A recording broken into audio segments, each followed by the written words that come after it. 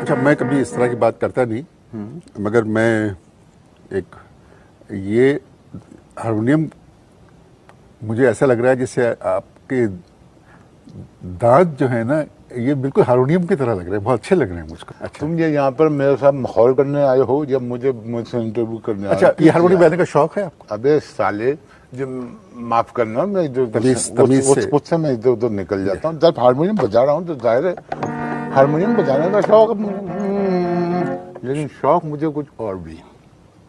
और कौन से शौक है? अगला सवाल करो। तो हारमोनियम क्यों बजा रहे हैं? धुन बना रहे हैं। कौन सी धुन बना रहे एक धुन बना रहे हैं, लेकिन धुन बन नहीं रही है। हैं? क्यों नहीं बन रही है? धुन इसलिए नहीं बन रही है कि हारमोनियम बजाने नहीं आता।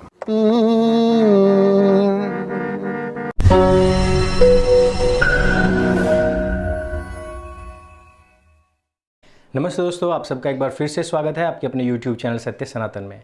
ये जो वीडियो आपने अभी देखा है, मैंने इसको 2 दिन पहले ही बना करके तैयार किया था और मैं सोच ही रहा था कि कब कांग्रेस के साथ में कोई एक बड़ा कांड हो और मैं इस क्लिप का इस्तेमाल अपनी वीडियो में कर सकूं। और हुआ ये है कि 16.38 करोड़ रुपए की नेशनल हेराल्ड की 11 मंजिला इमारत को ईडी ने जब्त कर लिया है। नेशनल हेराल्ड मामले में कांग्रेस पार्टी की जो नई मुसीबत है वो खड़ी हुई है सुब्रमण्यम स्वामी जी की वजह से।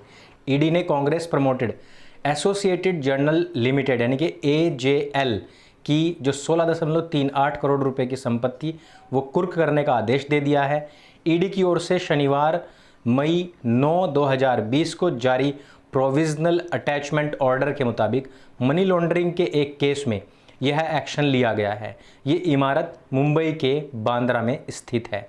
बांद्रा स्थित यह प्लॉट उस समय भी सुर्खियों में आया था जब सुब्रमण्यम स्वामी जी ने कांग्रेस अध्यक्ष सोनिया गांधी और राहुल गांधी पर नेशनल हेराल्ड की संपत्तियों में हेरफेर करने का आरोप लगाया था। इसके बाद में कांग्रेस नेताओं को अदालत में जाना पड़ा था। यहां पर यह बताना बहुत जरूरी हो जाता है कि 1983 में यही संपत्ति बांद्रा में नेशनल हेराल्ड को रियायती दरों पर अखबार प्रकाशित करने के लिए प्रदान की गई थी। पत्रकार जे गोपी कृष्णन ने आरोप लगाया कि हरियाणा में पंचकुला में नेशनल हेराल्ड की इसी प्लॉट पर AJL ने सिंडिकेट बैंक की दिल्ली ब्रांच से मुंबई के बांद्रा में इस 11 मंजिला इमारत को बनाने के लिए लोन दे रखा है, जिसकी कीमत लगभग 120 करोड़ रुपए है। इससे पहले ईडी ने 2019 में prevention of money laundering act यानी कि PMLA के तहत 64.93 करोड़ रुपए की गुरुग्राम में भी संपत्ति को कुर्क किया था। ईडी की जांच के अनुसार साल 1982 में कंपनी के अनुरोध पर नवजीवन अखबार शुरू करने के लिए पंचकुला के सेक्टर 6 में प्लॉट नंबर C17 सेक्टर 6 को AJL को आवंटित किया गया था, जिसमें शर्त भी रखी गई थी कि 10 साल के अंदर अंदर इस जमीन पर बिल्डिंग बन करके अखबार निकालने का काम शुरू हो जाएगा। लेकिन तय सीमा में ना तो बिल्डिंग बनी और ना ही अखबार शुरू हो पाया। शर्तों के बाद भी ये जमीन 30/10/1992 को वापस हुड्डा यानी कि हाउसिंग अर्बन डेवलपमेंट अथॉरिटी, जिसे अब HSVP हरियाणा शहरी विकास प्राधिकरण बना दिया गया है, उसके पास में आ गई थी। AJL ने वापस इस जमीन को लेने की कोशिश की, लेकिन साल 1995 और 96 में ही मांग को खारिज कर दिया गया था। इसी तरह से ईडी ने इससे पहले दिसंबर 2018 में associated journal and national Herald case के मामले में हरियाणा के पूर्व मुख्यमंत्री भूपेंद्र सिंह हुड्डा की आवंटित मोहाली में 30 करोड़ रुपए की संपत्ति भी कुर्क कर ली थी। मोतीलाल वोहरा AJL के मैनेजिंग डायरेक्टर हैं। इस कंपनी में गांधी परिवार का बहुत बड़ा दखल है। AJL ही नेशनल हेराल्ड अखबार को चलाता है। इस अखबार को साल 1939 में JL नेहरू अपने नेहरू जी ने शुरू किया था और 56 में AJL एक कंपनी बनी। साल 2008 में इसके सारे पब्लिकेशंस बंद कर दिए गए। तब कंपनी पर 90 करोड़ रुपए का खर्च हो गया था। इसके बाद में कांग्रेस नेतृत्व ने यंग इंडिया प्राइवेट लिमिटेड नाम की एक अपनी नई अव्यवसायिक कंपनी बनाई थी, जिसमें सोनिया गांधी और राहुल गांधी समेत मोतीलाल वोरा, सुमन दुबे, ऑस्कर फर्नांडिस और सैम पिट्रोडा को निदेशक बनाया गया था। नई कंपनी में सोनिया गांधी और राहुल गांधी के पास में तकरीबन 76% शेयर थे, जबकि दूसरों के पास में 24% शेयर अन्य निदेशकों के पास में थे। तो ये जो पूरी खबर है ये ली है हमने ओप इंडिया से, जिसमें पूरी डिटेल में बताया गया है कि नेशनल हेराल्ड का पूरा केस क्या है। और अब हमें पता लग जाता है कि चाहे अपराध, चाहे भ्रष्टाचार आज से 40 साल पहले ही क्यों ना हुआ हो, लेकिन उसकी तह तक भी आज ईडी इतनी स्वतंत्र है तक कि वहां तक पहुंच सकती है। और इन सब मामलों में आगे आने वाले भविष्य में हमें और भी तेजी देखने को मिल सकती है। यह हुआ वो जो मैंने 2 दिन पहले सोचा था कि क्यों ना ऐसा हो जाए कि कांग्रेस की कुछ मुसीबत सामने आ जाए और मेरी 1 मिनट की जो क्लिप है ये यहाँ पर यूज़ हो जाए। लेकिन क्लिप जो है वो इंटरव्यू जैसी कुछ लग रही है, तो इंटरव्यू के विषय में अवश्य ही हमें बात करनी चाहिए। आपको भी पता है कि कांग्रेस का एक सबसे बड़ा दल्ला पत्रकार है, उसका नाम है राजदीप सरदेसाई। राजदीप सरदेसाई ने एक ट्वीट करते हुए कहा कि राहुल गांधी ने एक बहुत ही जबरदस्त इंटरव्यू दिया है और जूम के माध्यम से अन्य नेतागणों को भी इस तरीके के इंटरव्यूज देने चाहिए। लेकिन इसमें एक पत्रकार ने आकर के सेंध मार दी और इसका पूरा खुलासा किया। उसने बताया कि वहां पर पत्रकार तो बहुत सारे थे, लेकिन वहां पर जो बायां हाथ बैठा हुआ है रणदीप सुरजेवाला, उसने चुनिंदा पत्रकारों के क्वेश्चंस पहले लिए, उनके आंसर्स तैयार करके दिए और फिर उनका क्वेश्चनर स्टार्ट हुआ। सभी पत्रकारों को ना शामिल किया गया और ना ही सभी पत्रकारों के क्वेश्चंस को लिया गया। मैंने रणदीप सुरजेवाला को लेफ्ट हैंड इसलिए बताया है क्योंकि जब सुबह सुबह पाखाने जाते हैं तो लेफ्ट हैंड से ही साफ किया जाता है और ये काम करता है सुरजेवाला। सारे काम जो है वो सुरजेवाला बहुत अच्छे तरीके से निपटाता है। लेकिन खबर यहीं पर नहीं रुकती है, खबर यहाँ से आगे बढ़ती है और वो पहुँचती है एक फेक न्यूज़ की तरफ।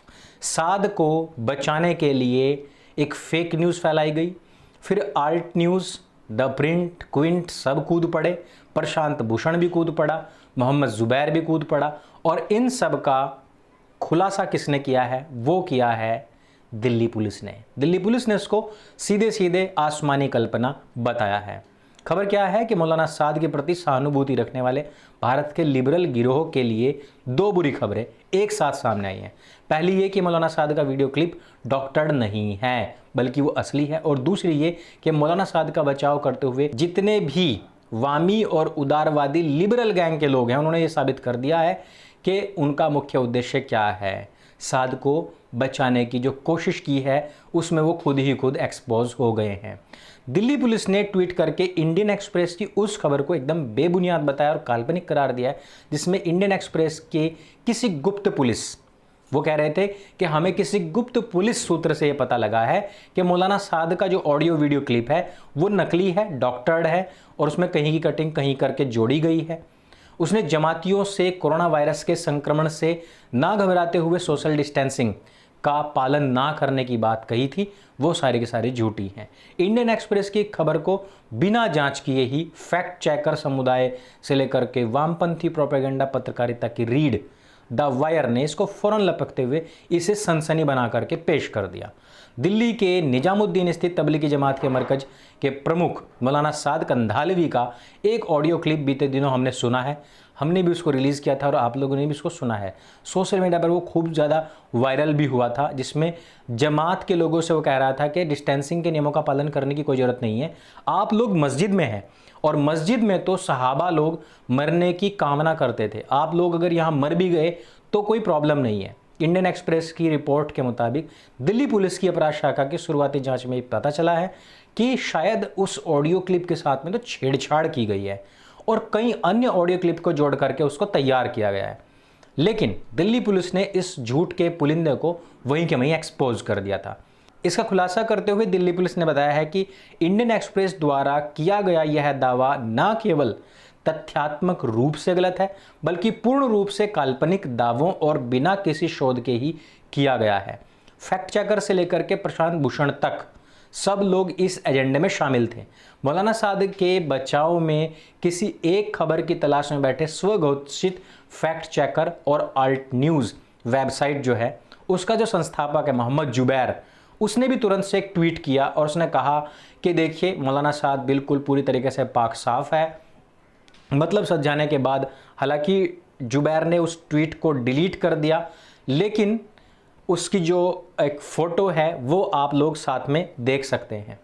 बिना जांच किए ये काम होते हैं और बिना जांच किए ही ये लोग इन न्यूज़ को लपकने की कोशिश करते हैं। और फिर होता क्या है कि छोटे मोटे जो यूट्यूबर्स हैं, छोटे मोटे जो टिकटॉकर्स हैं, वो अब इन्हीं खबरों की स्क्रीनशॉट लेकर के चलाते हैं कि देखिए मौलाना साद के ऊपर तो अत्याचार हो रहा है। अब सोशल मीडिया पर भद पिटने के बाद सफाई देते फिर रहे हैं। यहाँ तक कि ये बात यहीं पर नहीं रुकती है, प्रशांत भूषण भी इस झूठ को रीट्वीट कर रहा है। और यही नहीं, प्रशांत भूषण चाहता है कि फेक खबर चलाने वालों पर कार्रवाई भी होनी चाहिए। लेकिन कार्रवाई किस पर होनी चाहिए? अब अगर जब पता लग गया है कि अखबार ने ही, इंडियन एक्सप्रेस ने झूठ बोला था, तो अब वो किसके बारे में बोलेगा? अब वो किसी के बारे में बोलने को राजी है ही नहीं है। इस वीडियो में सिर्फ इतना ही। यदि ये वीडियो आपको अच्छी लगे, जानकारी से भरपूर लगे, तो उसको सबके साथ में शेयर अवश्य करें। सत्य सनातन आपका अपना मंच है, इसको लोगों के साथ में शेयर करें, स्वयं भी सब्सक्राइब करें और अपने मित्रों से भी अवश्य कराएं। मेरे संग बोली सत्य सनातन वैदिक धर्म की जय। जय हिंद, वंदे मातरम।